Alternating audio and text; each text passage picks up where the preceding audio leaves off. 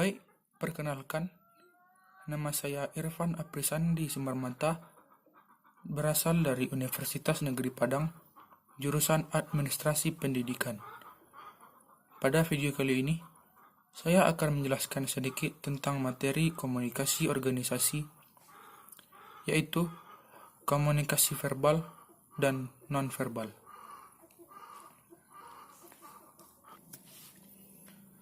Sebelum kita masuk ke materi komunikasi verbal dan komunikasi non-verbal, mari kita tinjau dahulu atau kita ingat dahulu apa itu yang dimaksudkan dengan komunikasi.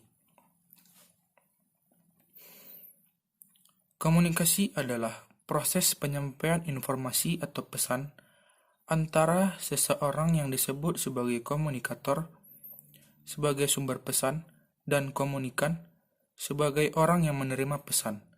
Dengan menggunakan apa? Dengan menggunakan bahasa verbal maupun non-verbal.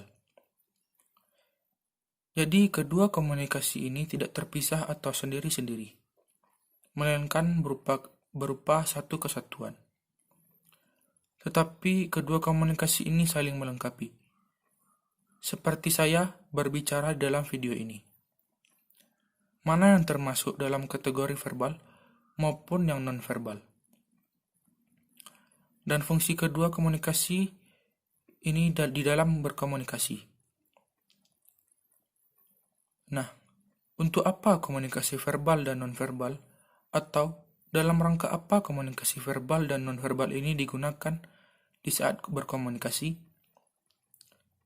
Yaitu untuk pencapaian satu versi makna yang sama, sehingga komunikasi bisa dikatakan efektif. Jadi, efektif sebuah komunikasi dapat dikatakan ketika inti pesan sama persis disampaikan dengan yang diterima oleh si komunikator dan si komunikan. Secara efektif, apabila setiap orang yang terlibat dalam komunikasi dapat menyerap atau mengerti inti pesan atau message yang sama dengan yang disampaikan oleh komunikator terhadap si komunikan, pada saat itulah komunikasi dalam berjalan secara efektif. Dan jika sebaliknya, maka komunikasi dianggap gagal atau mismakna atau miscommunication. Sehingga yang ditangkap antara komunikator dengan komunikan itu tidak sama, melainkan berbeda. Sebagai seorang komunikator dituntut untuk mempunyai kehandalan dalam memanfaatkan bahasa verbal dan non-verbal. Sehingga apa yang ditangkap oleh si komunikan seharusnya sama persis dengan apa yang ingin komunikator sampaikan. Tetapi, jika komunikator tidak dapat memanfaatkan bahasa verbal dan non-verbal, maka persepsi yang disampaikan komunikator akan tidak sama dengan persepsi yang ditangkap oleh komunikan. Sehingga terjadilah miskomunikasi antara komunikator dan juga komunikan. Atau gagalnya efektivitas komunikasi yang dijalankan antara komunikator dan juga komunikan.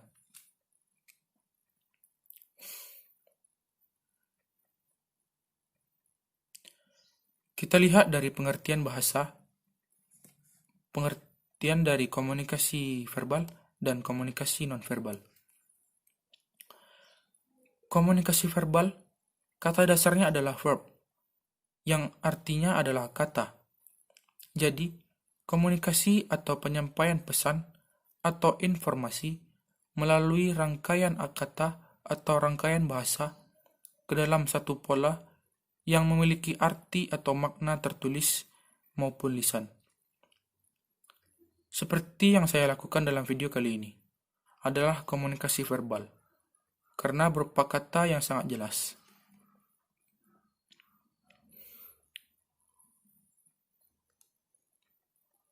Sedangkan komunikasi nonverbal merupakan tindakan dan atribusi lebih dari penggunaan kata-kata yang dilakukan oleh seseorang, komunikator, atau sumber bahasa, sumber informasi kepada seseorang atau pihak lain dengan melakukan pertukaran makna untuk penyampaian umpan balik.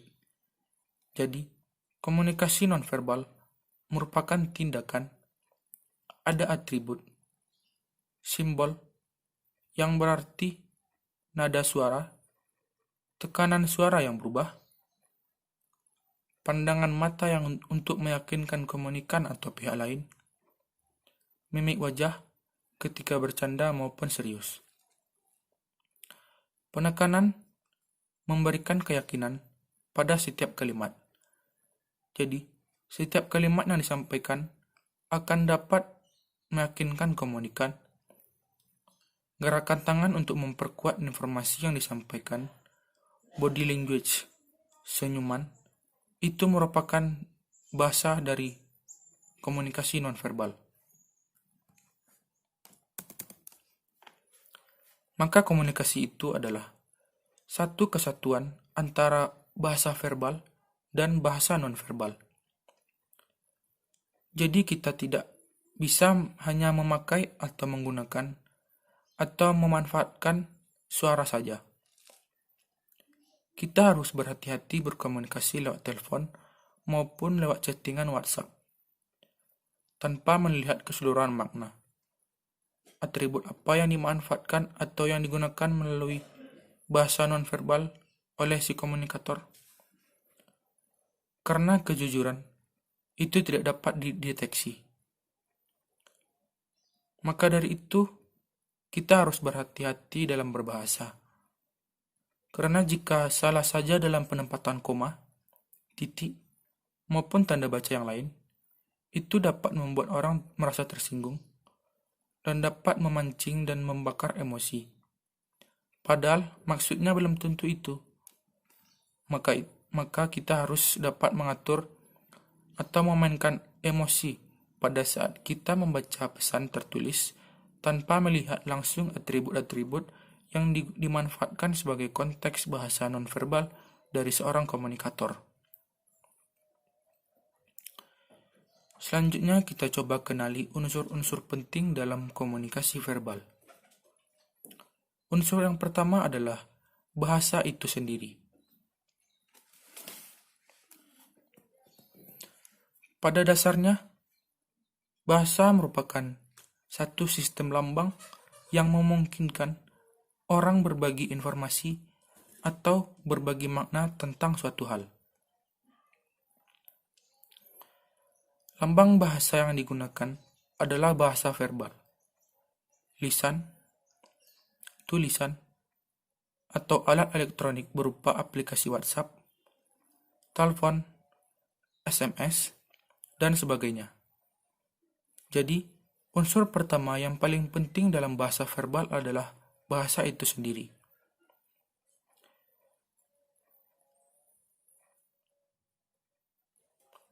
Unsur yang kedua merupakan kata. Kata merupakan unit dari lambang. Unit berarti bagian terkecil dari lambang. Jika lambangnya kalimat, jadi unit terkecilnya adalah kata. Di dalam bahasa, kata adalah lambang yang melukiskan orang, yang melukiskan benda, kejadian, atau kata.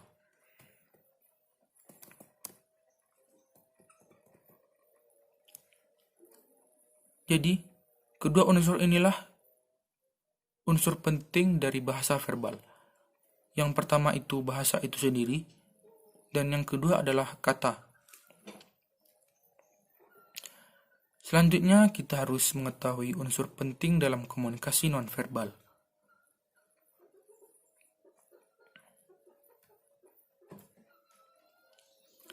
Jika tadi verbal berupa kata-kata, berarti bahasa nonverbal itu merupakan bahasa yang bukan kata-kata.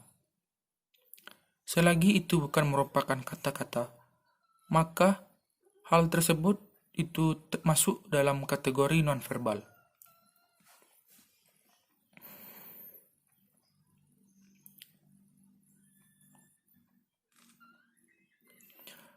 Menurut penelitian, atau studi yang dilakukan oleh Albert Mahrabian yang menyatakan bahwa tingkat kepercayaan dari pembicara orang berasal dari struktur bahasa dari kata-kata yang keluar. Kepercayaan orang itu tidak lebih dari 7-10%. Menurut Mahrabian sendiri, bahwa sekitar 7% kepercayaan seseorang itu berasal dari bahasa atau kata yang keluar. Sementara dari bahasanya yang dimanfaatkan atau digunakan sedemikian rupa itu sudah mendapatkan sekitar 38%. Jadi sekitar 45% dalam mendapatkan kepercayaan melalui struktur bahasa dan kata-kata yang keluar. Nah, 55%-nya lagi itu adalah kepercayaan orang atas komunikator ketika berbicara. Itu diambil dari vokal suara, tinggi rendahnya nada bicara, daya tekan dari setiap intonasi yang keluar, dan ekspresi wajah, mimik wajah, dan body language. Kesimpulannya merupakan berarti orang atau komunikan jauh lebih percaya kepada bahasa nonverbal dibandingkan kata-kata atau bahasa yang kita modifikasi sedemikian rupa dalam bahasa verbal. Jadi, bahasa nonverbal saja tidak cukup untuk mendapatkan kepercayaan seorang komunikan. Jadi, bahasa verbal dan nonverbal dalam komunikasi menjadi satu kesatuan, bukannya parsial. Sehingga verbal dilengkapi dengan nonverbal. Ketika kita memanfaatkan bahasa nonverbal, bahasa verbal menjadi pelengkap. Maka, sempurnalah atau komunikasi yang dilakukan akan berjalan efektif antara komunikator dan juga komunikan.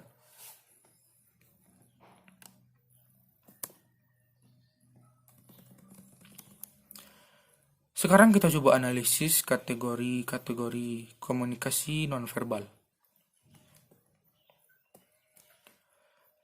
Kategorinya adalah satu pribadi, artinya pada individu.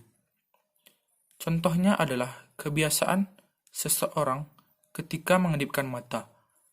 Mengedipkan mata ketika kita merasa gugup, ketika kita memulai berbicara, atau kita memberikan kode mata ketika kita menyatakan rasa suka terhadap seseorang. Kategori yang kedua merupakan budaya. Budaya artinya adalah nonverbal yang dimanfaatkan untuk kebiasaan pada sekelompok masyarakat atau orang di suatu wilayah tertentu. Misalnya saja orang Jepang yang membungkukkan badan ketika bertemu dengan orang lain. Itu merupakan bahasa nonverbal sebagai kategori budaya. Dan itu hanya berlaku atau berfungsi di wilayah tertentu, sebagai bentuk penghormatan di Jepang. Begitu juga di beberapa wilayah yang lain. Pasti memiliki bahasa nonverbal masing-masing dalam kategori budaya. Seperti ini saja contohnya di Pulau Sumatera, Jawa, di Kalimantan, Sulawesi maupun di Papua sendiri. Pasti di setiap pulau itu atau di setiap wilayah memiliki bahasa nonverbalnya sendiri-sendiri. Dan itu merupakan, kadang-kadang itu juga merupakan menjadi ciri khas wilayah tersebut. Dan banyak orang yang penasaran dan meniru-niru atau mengeksplor bahasa nonverbal tersebut. Kategori yang ketiga merupakan profesional. Profesional berarti kebiasaan yang dilakukan pada profesi tertentu. Misalnya saja seorang yang bekerja di level atas, atau orang-orang yang sangat mengerti dalam pekerjaannya, itu bisa saja dikatakan profesional. Yang berikutnya merupakan kategori kebenaran umum. Berarti kebenaran yang dilakukan hampir seluruh manusia. Misalnya, kebiasaan seseorang mengangguk sebagai tanda setuju, melambaikan tangan sebagai tanda tidak setuju, dan mengacungkan jempol sebagai tanda menyatakan oke atau iya. Air mata yang keluar pun menandakan seseorang yang tengah bersedih. Jadi, kebenaran itu memang secara umum diakui oleh setiap manusia. Baik itu dari seluruh dunia. Kategori yang terakhir adalah random. Random artinya merupakan acak. Tidak mengubah pesan, misalnya ketika seseorang berbicara kemudian dia bersin. Maka ini tidak mengubah pesan tersebut. Jadi, bersin saat berkomunikasi tidak berfungsi sebagai non-verbal untuk menggantikan pesan verbal. Jadi, bersin tersebut hanya sebagai tanda bahwa orang tersebut sedang mengalami flu atau sakit. Itu disebut random. Jadi, pada saat berbicara ada yang batuk, batuknya itu jangan langsung dimaknai. Ketahui dulu apa presentasinya. Bisa jadi maknanya bahwa orang tersebut sedang kurang sehat atau tidak enak badan. Selanjutnya kita memasuki materi fungsi bahasa nonverbal. Ada 5 fungsi bahasa nonverbal menurut Jalaluddin. Yang pertama adalah repetisi.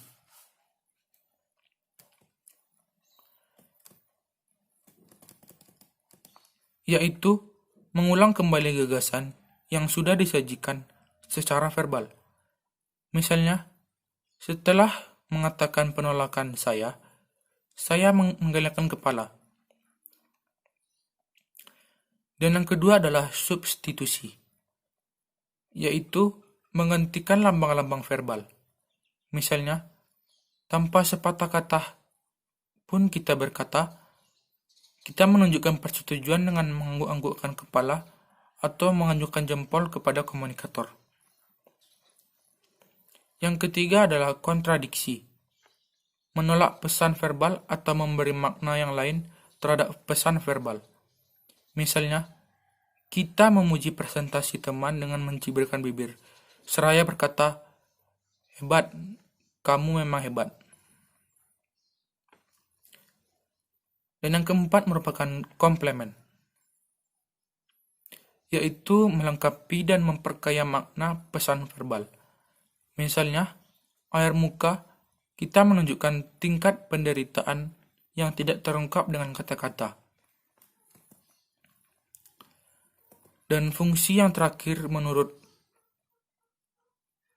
Jalaluddin adalah aksentuasi, yaitu menegaskan pesan verbal atau menggarisbawahinya. Misalnya, kita mengungkapkan betapa jengkelnya kita dengan memukul meja.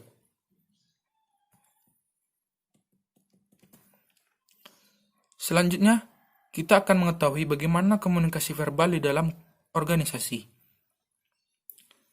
Yang pertama adalah memberikan informasi yang jelas dan berkaitan dengan produk atau profil di berbagai media yang mungkin untuk dilihat oleh konsumen, seperti media sosial atau website produk, media cetak atau bahkan brosur. Kemudian kita harus mengetahui komunikasi nonverbal di perusahaan. Ekspresi wajah. Ekspresi wajah merupakan petunjuk pertama yang paling jelas dalam komunikasi nonverbal. Meskipun kita hanya memiliki satu wajah, itu dapat menunjukkan banyak ekspresi. Dari senyum setengah, senyum penuh, hingga perubahan mata biasa. Ekspresi wajah kita dapat menunjukkan berbagai emosi, sebagai ungkapan hati dan pemikiran kita. Yang kedua, kontak mata maupun tatap muka. Ketika seseorang tidak melakukan kontak mata dengan kita, itu berarti orang tersebut tidak hanya berarti bahwa dia itu cuek atau tidak memperhatikan kita. Karena menghindari kontak mata itu bisa berarti bahwa orang tersebut merasa malu dengan kita. Terlebih lagi jika dia selalu menundukkan pandangannya ke bawah. Seseorang yang kurang percaya diri cenderung mengalami kesulitan dalam membuat dan mempertahankan kontak mata. Sebaliknya, mereka yang berani melakukan kontak mata dengan cukup lama adalah orang-orang yang merasa percaya diri akan ucapannya. Yang ketiga merupakan gerakan tubuh. Ekspresi wajah dapat menggambarkan suasana hati kita. Namun, seluruh anggota tubuh dapat menjadi barometer bagi komunikasi nonverbal. Dan yang terakhir merupakan nada suara. Jika volume atau nada suara seseorang meningkat dan mereka berbicara dengan cepat, ini menandakan bahwa mereka dalam keadaan yang bersemangat atau sedang merasa nervous untuk menyampaikan sesuatu. Sebaliknya, jika seseorang berbicara dengan nada tenang, santai, maka ini menandakan bahwa mereka menyampaikan pesan tanpa rasa takut, khawatir, dan tanpa memasukkan alasan-alasan tertentu. Baiklah, sekiranya hanya segitu materi komunikasi organisasi yang bagian komunikasi verbal dan komunikasi nonverbal. Terlebih dan terkurang mohon dimaafkan. Saya Irfan Aprisandi Sumarmanta, mohon pamit. Sekian, terima kasih.